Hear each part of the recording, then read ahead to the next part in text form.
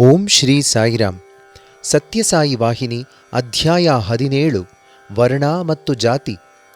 ಹಿಂದೂ ಧರ್ಮವೂ ಅದರ ಜೀವನ ನಿಯಮಗಳೂ ವರ್ಣ ಮತ್ತು ಆಶ್ರಮಗಳ ಮೇಲೆ ನಿಂತಿವೆ. ಮೊದಲು ಧರ್ಮದಲ್ಲಿ ವರ್ಣತತ್ವವು ಹೇಗಿದೆ ಎಂಬುದನ್ನು ಪರಿಶೀಲಿಸೋಣ.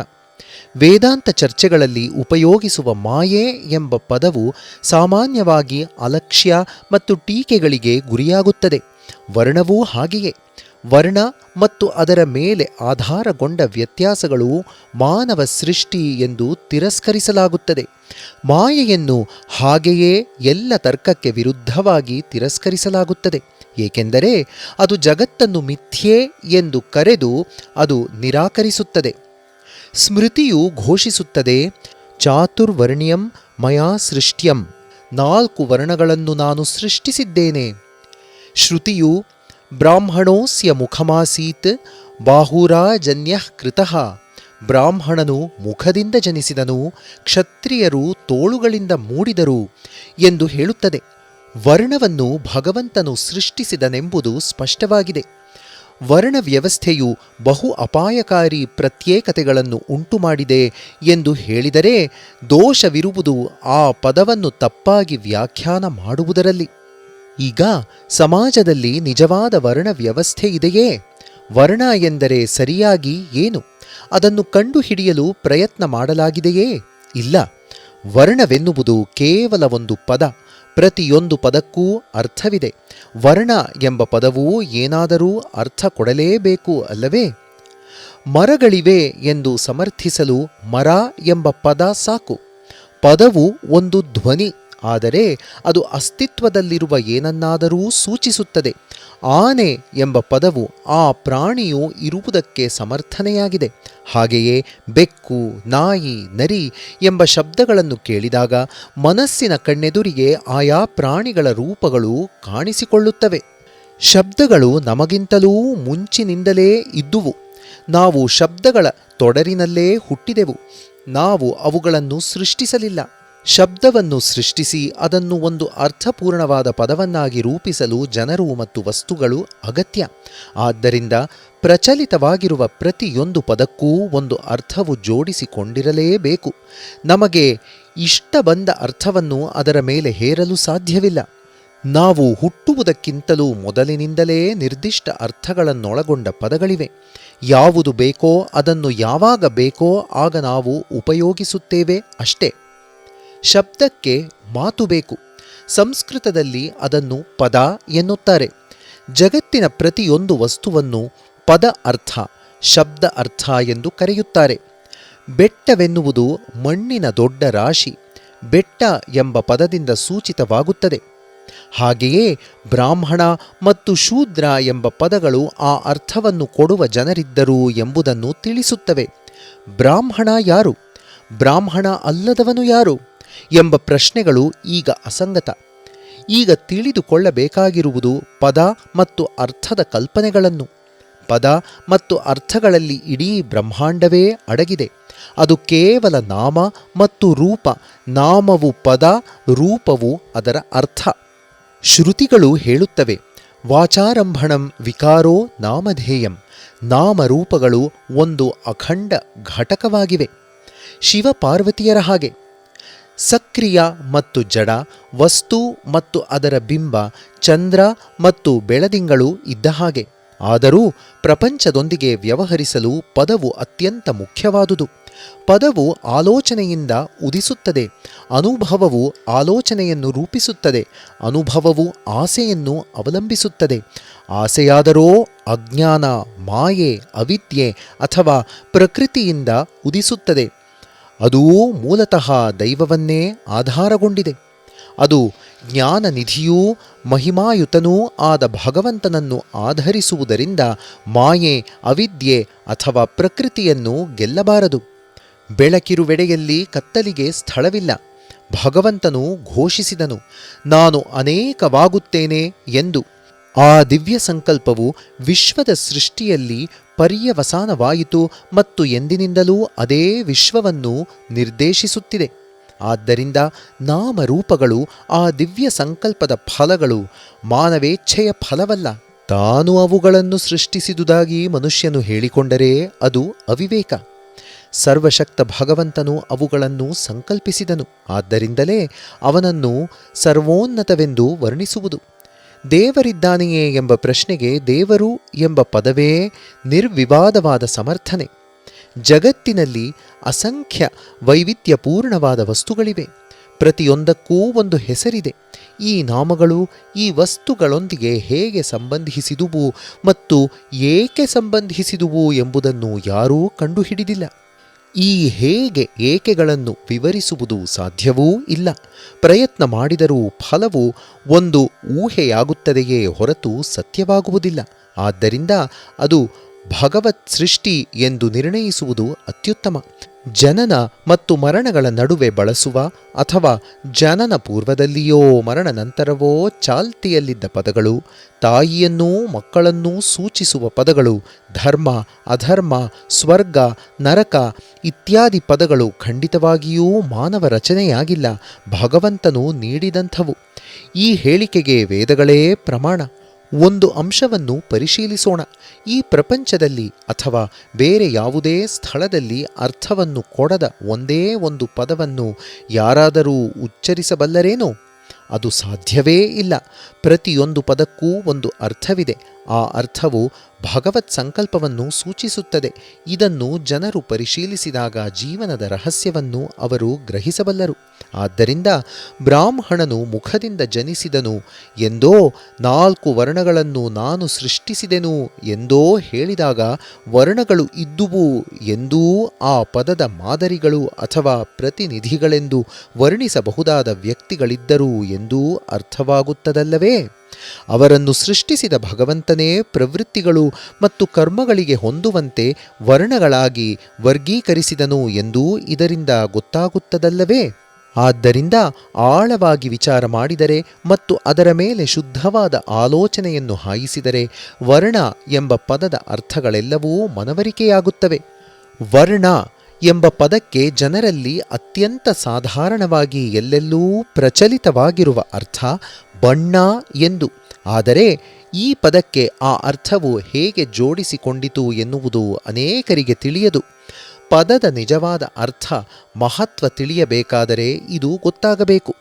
ವರ್ಣ ಎಂಬ ಪದದಲ್ಲಿರುವ ವೃ ಎಂಬ ಮೂಲಕ್ಕೆ ಪ್ರಕೃತಿ, ವರ್ಣನೆ, ವಿಸ್ತರಣ, ಎಣಿಕೆಯ ಕ್ರಿಯೆ ಎಂದೆಲ್ಲ ಅರ್ಥಗಳಿವೆ. ಋಣ ಎಂಬ ಧಾತುಗಳು ರಮಣ ಎಂಬಂತಹ ಪದಗಳಿಗೆ ಮೂಲವಾಗಿವೆ. ಸಂತೋಷ, ಸುಖ ಎಂದು ಅವಕ್ಕೆ ಅರ್ಥ. ಆದ್ದರಿಂದ ವರ್ಣ ಎನ್ನುವುದು ವಿಸ್ತಾರವಾಗಿ ಪರಿಶೀಲಿಸಿದ ಅನಂತರ ಒಪ್ಪಿಕೊಳ್ಳುವುದು ಎಂದು ಅರ್ಥ ಕೊಡುತ್ತದೆ. ಇನ್ನು ಬಣ್ಣವನ್ನು ಕುರಿತು ಹೇಳುವುದಾದರೆ ಬಿಳುಪು, ಕಪ್ಪು ಮತ್ತು ಕೆಂಪು ಮೂಲವರ್ಣಗಳು. ಮಿಕ್ಕ ಬಣ್ಣಗಳೆಲ್ಲವೂ ಅವುಗಳ ಉತ್ಪನ್ನಗಳು. ಬಿಳುಪು ಸ್ವಾತಿಕ ಮನೋಧರ್ಮವನ್ನು ಸೂಚಿಸುತ್ತದೆ. ಕೆಂಪು ರಾಜಸಿಕ ಪ್ರವೃತ್ತಿಯನ್ನು, ಕಪ್ಪು ತಾಮಸಿಕ ಪ್ರವೃತ್ತಿಯನ್ನು ಸೂಚಿಸುತ್ತವೆ. ಸೃಷ್ಟಿಯ ರಹಸ್ಯ ಇದು. ವ್ಯಕ್ತಿಗಳು ತಾವು ಮೆಚ್ಚುವ, ಬಯಸುವ, ಅಳವಡಿಸಿಕೊಳ್ಳುವ ಪ್ರವೃತ್ತಿಗಳಿಗನುಗುಣವಾಗಿ ಜನಿಸುತ್ತಾರೆ. ಆದ್ದರಿಂದ ಜನರು ಯಾವ ವರ್ಣದಲ್ಲಿ ಜನಿಸುತ್ತಾರೆನ್ನುವುದನ್ನು ಅವರೇ ನಿರ್ಣಯಿಸಿಕೊಳ್ಳುತ್ತಾರೆ. ಬೇರೆ ಯಾವುದೇ ಹೊರಗಿನ ಅಧಿಕಾರವು ಅದನ್ನು ನಿರ್ಧರಿಸುವುದಿಲ್ಲ. ಯಾವ ಪ್ರವೃತ್ತಿಯನ್ನು ಅವರು ಆರಿಸಿಕೊಳ್ಳುತ್ತಾರೆ ಎನ್ನುವುದು ಅವರ ಬೌದ್ಧಿಕ ಮಟ್ಟವನ್ನು ಅವಲಂಬಿಸಿದೆ. ಆಸೆಗಳು ಬುದ್ಧಿಯನ್ನು ರೂಪಿಸುತ್ತವೆ ಎಂದು ಸಾಮಾನ್ಯವಾಗಿ ನಂಬಲಾಗುತ್ತದೆ. ಬುದ್ಧಿಯು ಕರ್ಮಗಳನ್ನು ರೂಪಿಸುತ್ತದೆ. ಕರ್ಮಗಳು ಬದುಕಿನ ಲಕ್ಷಣವನ್ನೂ ಸ್ವರೂಪವನ್ನೂ ನಿರ್ಧರಿಸುತ್ತವೆ. ಗುಣಕರ್ಮ ವಿಭಾಗಶಃ ಎಂಬ ಉಕ್ತಿಯ ಸರಿಯಾದ ವಿವರಣೆ ಇದೇಯೇ. ಶ್ರುತಿ ಸ್ಮೃತಿಗಳು ಅಷ್ಟು ವಿಸ್ತಾರವಾಗಿ ನಿರ್ದಿಷ್ಟ ಜಾತಿ, ಧರ್ಮ, ಕುಟುಂಬ ಮತ್ತು ಸಮುದಾಯಗಳಲ್ಲಿ ವ್ಯಕ್ತಿಯ ಜನನ, ಜೀವನ ಮತ್ತು ಮರಣ ಕಾರಣಗಳನ್ನು ಹೇಳಿದ್ದರೂ ಅವುಗಳನ್ನು ಅರ್ಥ ಮಾಡಿಕೊಳ್ಳಲಾಗದ ಜನರು ತಮ್ಮದೇ ಸೀಮಿತ ಬುದ್ಧಿಗನುಗುಣವಾಗಿ ಸಿದ್ಧಾಂತಗಳನ್ನು ರೂಪಿಸುತ್ತಾರೆ, ಅವುಗಳಿಂದ ತೃಪ್ತಿ ಪಡೆಯುತ್ತಾರೆ. ಇದು ಕೇವಲ ಅಜ್ಞಾನವಲ್ಲದೆ ಮತ್ತೇನು? ಅಥವಾ ತಮಗೆ ಎಲ್ಲವೂ ತಿಳಿದಿದೆ ಎಂಬ ಅಹಂಕಾರವಿರಬಹುದು. ಏಕೆಂದರೆ ಅಹಂಕಾರವೇ ಅಜ್ಞಾನದ ಸಂತಾನ ತಾನೆ. ಜಾತಿ, ಸಾಮಾಜಿಕ ಸ್ಥಾನಮಾನ, ಕುಟುಂಬ, ಕೊನೆಗೆ ಧರ್ಮ ಇವೆಲ್ಲವನ್ನೂ ಗುಣ ಮತ್ತು ಕರ್ಮಗಳು ನಿರ್ಧರಿಸುತ್ತವೆ. ಅವು ಮಾನವನ ಗಣಿತಕ್ಕೆ ನಿಲುಕುವುದಿಲ್ಲ. ವೇದಗಳೇ ಹಾಗೆಂದು ಹೇಳುತ್ತವೆ. ಭಗವಂತನ ದಿವ್ಯ ಸಂಕಲ್ಪವು ಹಾಗೆ ನಿರ್ಧರಿಸಿದೆ ಎಂದು ಅವು ಸಾರುತ್ತವೆ. ಭಾರತವನ್ನು ಕರ್ಮಭೂಮಿ, ಕರ್ಮಕ್ಷೇತ್ರ, ಭಗವತ್ಪರ ಚಟುವಟಿಕೆಯ ಪವಿತ್ರ ಭೂಮಿ ಎಂದು ಕರೆಯಲಾಗಿದೆ. ಎಲ್ಲಾ ಕಡೆಯ ಎಲ್ಲಾ ಜನರೂ ಭಗವತ್ಪರ ಚಟುವಟಿಕೆಯ ಪವಿತ್ರ ನಾಡಿನ ಕಡೆಗೆ ನಡೆದು ಬರುತ್ತಿರುವ ಯಾತ್ರಿಗಳು. ಕರ್ಮವು ಭಾರತದ ಸರ್ವಸ್ವವೂ ಆಗಿದೆ. ಅದು ಕರ್ಮ ದೈವತ್ವವನ್ನು ಮುಂದಿಡುತ್ತದೆ. ಸಮಸ್ತ ಕರ್ಮವನ್ನೂ ಆಧ್ಯಾತ್ಮಿಕ ಸಾಧನೆಯಾಗಿ ತಿರುಗಿಸುತ್ತದೆ. ಭಾರತಕ್ಕೆ ಪ್ರಶಂಸಾರೂಪವಾಗಿ ಸಂದಿರುವ ಆ ಹೆಸರುಗಳಿಗೆ ಇದೇ ಕಾರಣ. ಈ ನಾಡಿನ ಪವಿತ್ರ ಗ್ರಂಥಗಳು, ಶ್ರುತಿ, ವ್ಯಕ್ತಿಯು ತಾನೇ ತನ್ನ ವಿಧಿಯ ಶಿಲ್ಪಿ ಎಂದು ಘಂಟಾಘೋಷವಾಗಿ ಸಾರುತ್ತವೆ. ಸಮಾಜದಲ್ಲಿ ಮೇಲಿನ ಅಥವಾ ಕೆಳಗಿನ ಸ್ಥಾನ, ಸಿರಿತನ ಅಥವಾ ಬಡತನ ಇವೆಲ್ಲಕ್ಕೂ ಅವನೇ ಕಾರಣ. ಶ್ರುತಿಯು ಹೀಗೆಂದು ಸಾರುತ್ತದೆ: ಸ ಯಥಾ ಕ್ರತು ರಸ್ಮಿನ್ ಲೋಕೆ ಪುರುಷೋ ಭವತಿ ತಥೇ ತಃ ಪ್ರತ್ಯೇ ಭವತಿ. ಈಗ ಈ ಜಗತ್ತಿನಲ್ಲಿ ಜೀವಿಸಿರುವಾಗ ವ್ಯಕ್ತಿಯು ಯಾವ ರೂಪಕ್ಕಾಗಿ ಹಂಬಲಿಸುತ್ತಾನೆಯೋ ಅದೇ ರೂಪವನ್ನು ಮರಣಾನಂತರ ಅವನು ಪಡೆಯುತ್ತಾನೆ. ಆದ್ದರಿಂದ ಕರ್ಮವು ಜನ್ಮವನ್ನು ನಿರ್ಧರಿಸುತ್ತದೆ ಎಂಬುದು ಸ್ಪಷ್ಟವಾಗುತ್ತದೆ. ಸಿರಿತನ, ಬಡತನ, ಸಚ್ಚಾರಿತ್ರ್ಯ ಮತ್ತು ಮನೋಧರ್ಮ, ಬುದ್ಧಿಯ ಮಟ್ಟ, ಈ ಜನ್ಮದ ಸಂತೋಷ ದುಃಖಗಳು ಇವೆಲ್ಲ ಹಿಂದಿನ ಜನ್ಮಗಳಲ್ಲಿ ಸಂಗ್ರಹಿಸಿಕೊಂಡ ಸಂಪಾದನೆಗಳು. ಆದ್ದರಿಂದ ವ್ಯಕ್ತಿಯ ಮುಂದಿನ ಜನ್ಮವು ಈ ಜನ್ಮದಲ್ಲಿ ಈಗ ಅವನ ಮೇಲೆ ಪ್ರಭುತ್ವ ಮಾಡುವ ಬುದ್ಧಿಯ ಮಟ್ಟದಿಂದ ಪ್ರಚೋದಿತವಾದ ಕರ್ಮಗಳಿಗೆ ಅನುಗುಣವಾಗಿರುತ್ತದೆ ಎಂದು ಊಹಿಸುವುದು ಅನಿವಾರ್ಯವಾಗುತ್ತದೆ. ಕೆಲವು ವ್ಯಕ್ತಿಗಳು ಉದಾತ್ತ ಕುಟುಂಬಗಳಲ್ಲಿ ಜನಿಸಿದ್ದರೂ ದುಷ್ಟ ಕಾರ್ಯಗಳಲ್ಲಿ ತೊಡಗಿರುತ್ತಾರೆ. ಹಾಗೆಯೇ ಕೆಳಮಟ್ಟದವರೆಂದು ಭಾವಿಸುವ ಜಾತಿಗಳಲ್ಲಿ ಹುಟ್ಟಿದವರು ಸತ್ಕಾರ್ಯಗಳಲ್ಲಿ ತೊಡಗಿರುತ್ತಾರೆ. ಇದು ಹೇಗೆ ಸಾಧ್ಯವಾಗುತ್ತದೆ? ಅನೇಕ ವೇಳೆ ಈ ಸಮಸ್ಯೆಯು ನಮ್ಮನ್ನು ಕಾಡುತ್ತದೆ. ಬ್ರಾಹ್ಮಣರಾಗಿ ಜನಿಸಿದವರು ದುಷ್ಟ ಕಾರ್ಯಗಳಲ್ಲಿ ಪ್ರವೃತ್ತರಾಗಿರುತ್ತಾರೆ. ಅಂದರೆ ರಾಜಸಿಕ ಮತ್ತು ತಾಮಸಿಕ ಹಂತಗಳಿಗೆ ಅವರು ಇಳಿಯುತ್ತಾರೆ. ಕೆಳಜಾತಿಗಳಲ್ಲಿ ಜನಿಸಿದವರು ಸಾತ್ವಿಕ ಹಂತಕ್ಕೆ ಏರಿ ಒಳ್ಳೆಯ ಕೆಲಸಗಳಲ್ಲಿ ನಿರತರಾಗಿರುತ್ತಾರೆ. ಇಲ್ಲಿ ಸೂಚಿಸಿದಂಥವರು ಜನ್ಮ ಬ್ರಾಹ್ಮಣರೇ ಹೊರತು ಕರ್ಮ ಬ್ರಾಹ್ಮಣರಲ್ಲ. ಅವರು ಹುಟ್ಟಿನಿಂದ ಮಾತ್ರ ಬ್ರಾಹ್ಮಣರು, ತಮ್ಮ ಕರ್ಮಗಳಿಂದ ಅಲ್ಲ. ಇನ್ನೊಂದು ಗುಂಪಿನವರು ಜನನದಿಂದ ಕೆಳಮಟ್ಟದವರು, ತಮ್ಮ ಕರ್ಮದಿಂದ ಖಂಡಿತವಾಗಿಯೂ ಕೆಳಮಟ್ಟದವರಲ್ಲ. ವೇದಗಳು ಜಾತಿಗಳಲ್ಲಿ ಜನ್ಮ ಮತ್ತು ನಡವಳಿಕೆಗಳೆರಡರ ಸಂಯೋಜನೆಯನ್ನು ಬಯಸುತ್ತವೆ. ಶುದ್ಧ ಸಾತ್ವಿಕ ಸ್ವಭಾವದ ಜನರು ಈ ಪ್ರಪಂಚದಲ್ಲಿ ಬಹು ವಿರಳ. ಅವರು ಸಾತ್ವಿಕ ಲಕ್ಷಣದ ಬಣ್ಣ ತೊಡೆದುಕೊಂಡ ರಾಜಸಿಕ ಪ್ರವೃತ್ತಿಯವರಾಗಿರುತ್ತಾರೆ. ಇಂಥವರು ಉದಾತ್ತ ಕುಟುಂಬಗಳಲ್ಲಿ ಜನಿಸಿದರೂ ರಾಜಸಿಕ ಕರ್ಮಗಳಲ್ಲಿ ನಿರತರಾಗಿರುತ್ತಾರೆ. ತಮ್ಮ ಕಾರ್ಯ ಚಟುವಟಿಕೆಗಳಿಂದ ತಾವು ಮಿಶ್ರ ಜಾತಿ ಎಂದು ಅವರು ತೋರಿಸಿಕೊಳ್ಳುತ್ತಾರೆ. ವೇದಗಳು ಇಂತಹ ಮಿಶ್ರ ವರ್ಣಗಳ ಮಾದರಿಗಳನ್ನೂ ಜಾತಿ ವ್ಯವಸ್ಥೆಯ ಮೇಲೆ ಅದರ ಪರಿಣಾಮಗಳನ್ನೂ ಅಲಕ್ಷಿಸಿಲ್ಲ. ವೇದಗಳು ನಿಷ್ಪಕ್ಷಪಾತವಾದುವು. ಯಾವುದೋ ಒಂದರ ಬಗ್ಗೆ ವಿಶೇಷ ಒಲವಾಗಲಿ ಇನ್ನೊಂದರ ಬಗೆಗೆ ಪೂರ್ವಗ್ರಹವಾಗಲಿ ಅವುಗಳಿಗಿಲ್ಲ. ಕೆಲವರನ್ನು ಅವು ಉದ್ಧರಿಸಿ ಇನ್ನು ಕೆಲವರನ್ನು ತಿರಸ್ಕರಿಸುವುದಿಲ್ಲ. ಅವು ಸತ್ಯವನ್ನು ಸಾರುತ್ತವೆ ಅಷ್ಟೇ.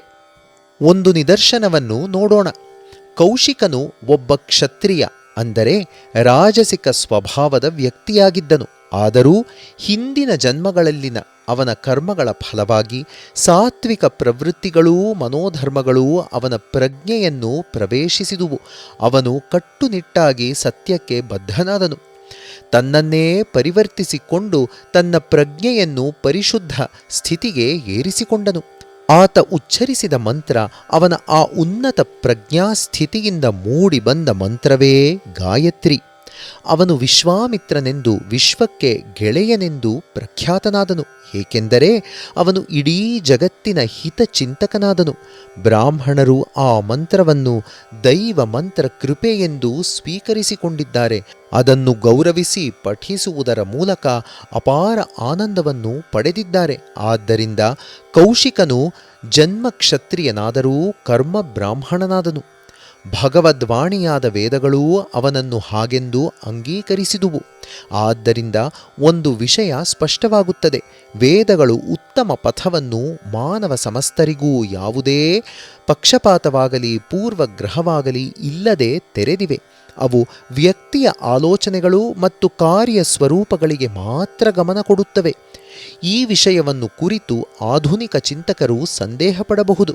ಅದು ಸಹಜವಾದದ್ದೇ. ಆ ಸಂದೇಹವೇನೆಂದು ನೋಡೋಣ.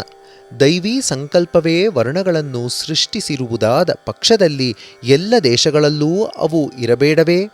ಈ ದೇಶಕ್ಕೆ ಮಾತ್ರ ಸೀಮಿತವಾಗಬಾರದಲ್ಲ ಎಂದು ಸಂದೇಹಿಗಳು ಕೇಳಬಹುದು. ಆದರೆ ಸೃಷ್ಟಿಯಾದದ್ದೆಲ್ಲವೂ ಎಲ್ಲ ಕಡೆಯೂ ಅಗತ್ಯವಾಗಿ ಕಾಣಿಸಬೇಕೆಂಬ ನಿಯಮವೇನೂ ಇಲ್ಲವಲ್ಲ. ಜೀವನದ ಪ್ರಕ್ರಿಯೆಯನ್ನು ಕುರಿತು ಸಂಹಿತೆಯನ್ನು ಒಳಗೊಂಡ ಸೀಮಿತಗಳನ್ನು, ಮೊದಲಾಯ್ಕೆಗಳನ್ನು ಆಯಾ ಪ್ರದೇಶ, ಅದರ ವಾತಾವರಣ, ಹವಾಮಾನ, ಅಲ್ಲಿಯ ವೈಚಿತ್ರ್ಯಗಳು, ವೈಶಿಷ್ಟ್ಯಗಳು ಇವಕ್ಕೆ ಸಂಬಂಧಿಸಿದಂತೆಯೂ ರೂಪಿಸಬೇಕು. ಇದು ಸಹಜ. ಭಾರತದಲ್ಲಿ ಬೆಳೆಯುವ ಮರಗಳು ಬೇರೆ ದೇಶಗಳಲ್ಲೂ ಬೆಳೆಯಬೇಕು ಎಂಬ ನಿಯಮವಿಲ್ಲ. ಆಕಾಶವನ್ನು ಆವರಿಸಿಕೊಂಡಿರುವ ನಕ್ಷತ್ರಗಳು ಭೂಮಿಯ ಮೇಲೂ ಇರಬೇಕು ಎಂದು ನಾವು ವಾದಿಸಲು ಸಾಧ್ಯವಿಲ್ಲ. ನೀರಿನಲ್ಲಿ ಜೀವಿಸುವ ಮೀನುಗಳು ಬೆಟ್ಟಗಳ ಮೇಲೆಯೂ ಜೀವಿಸಿರಬೇಕೆಂದು ಕಡ್ಡಾಯವಿಲ್ಲ. ಯಾವುದಕ್ಕೆ ಏನಾಗಬೇಕು, ಎಲ್ಲಿ ಆಗಬೇಕು ಎಂಬುದು ಭಗವಂತನಿಗೆ ಮಾತ್ರ ಗೊತ್ತು ಮತ್ತು ಅವನು ಅದನ್ನು ನಿರ್ಧರಿಸುತ್ತಾನೆ. ಮಿಕ್ಕ ಯಾರಿಗೂ ಆ ಶಕ್ತಿಯಿಲ್ಲ. ಜನನದಂಥ ಘಟನೆಗಳು ದೇಶ, ಕಾಲ, ಕಾರಣ ಮೊದಲಾದವುಗಳಿಂದ ನಿರ್ಧಾರವಾಗುತ್ತವೆ. ನಮ್ಮ ಅಗತ್ಯಗಳಾಗಲಿ ಹಿತಗಳಾಗಲಿ ಪ್ರತಿಕ್ರಿಯೆಗಳಾಗಲಿ ಅಲ್ಲಿ ಏನೂ ಮಾಡಲಾರವು. ಈ ಕಾರಣಕ್ಕಾಗಿ, ಈ ಕಾರಣದಿಂದಲೇ ಯಾವುದು ಸ್ಪಷ್ಟವಾಗಿದೆಯೋ ಅದರ ವೀಕ್ಷಣೆ ಮತ್ತು ಅಧ್ಯಯನ ವರ್ಣಗಳನ್ನು ಕುರಿತು ಗೊಂದಲಕ್ಕೀಡು ಮಾಡುವ ಸಂದೇಹಗಳಿಗೆ ದಾರಿಯಾಗುತ್ತವೆ. ಅಂತಹ ಸಂದೇಹಗಳು ಅನಿವಾರ್ಯ, ಏಕೆಂದರೆ ಅವು ಅಹಂಕಾರದಿಂದ ಬೆಳೆದವು. ಸತ್ಯದ ತಿರುಳು ಬೇರೆ, ಅಹಂಕಾರದ ಸೃಷ್ಟಿಗಿಂತ ಬೇರೆ. ಜನರು ತಮಗೆ ಇಚ್ಛೆ ಬಂದಂತೆ ನಡೆಯತೊಡಗಿದರೆ, ಮನಸ್ಸಿಗೆ ಬಂದಂತೆ ಮಾತನಾಡತೊಡಗಿದರೆ ಅದು ಕೇವಲ ಅಜ್ಞಾನದ ಮಾದರಿಗಳೆಂದು ಹೇಳಬೇಕಾಗುತ್ತದೆ. ಜೈ ಸಾಯಿರಾಮ್.